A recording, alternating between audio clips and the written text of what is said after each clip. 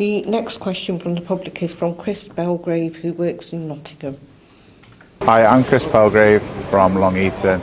My question for the Chief Constable would be, what sort of support would I get if a crime was committed to myself during the crime or after the crime, to keep me updated of any leads or what's happening about the case in general, so I'm not just left in the dark?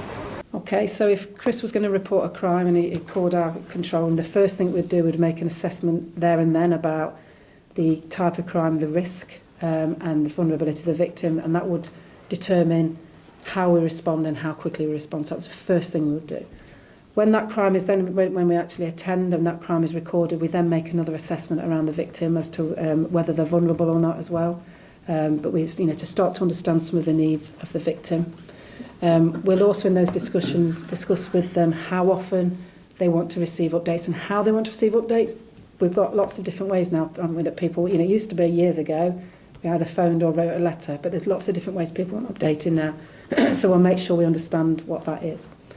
In terms of frequency of updates, if we have a significant development in a case, if it's a vulnerable victim, they will be told within 24 hours of that significant development. If it is a victim who isn't deemed vulnerable, that would be within 5 days. But we also provide, I think Chris mentioned in the question around, even if something's not happening, 28 days we'll still give those updates as well. So we make sure people know that we're what exactly we're doing and what we have done. Every time we engage with a victim, we reassess their needs. So we're not just reliant on our initial assessment. If things have changed and somebody becomes more vulnerable, we will make sure that we amend what we do and we amend our assessment at that point. We'll also talk with victims about, so if a case gets to court, there's an opportunity for victims to have special measures. So that's ways in which they can deliver their evidence. So we'll discuss that with them so they understand what's available to them. And there's a lot of legislation around that, but there are things that people can have to assist with giving their evidence.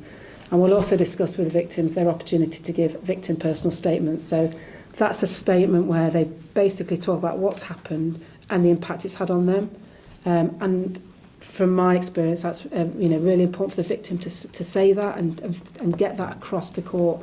But equally, it's as important for people, people within the court system to understand the impact that has, because it can be often a very personal thing. So that's a really important thing for us to do, and we make sure that we take those from victims when a case gets to court.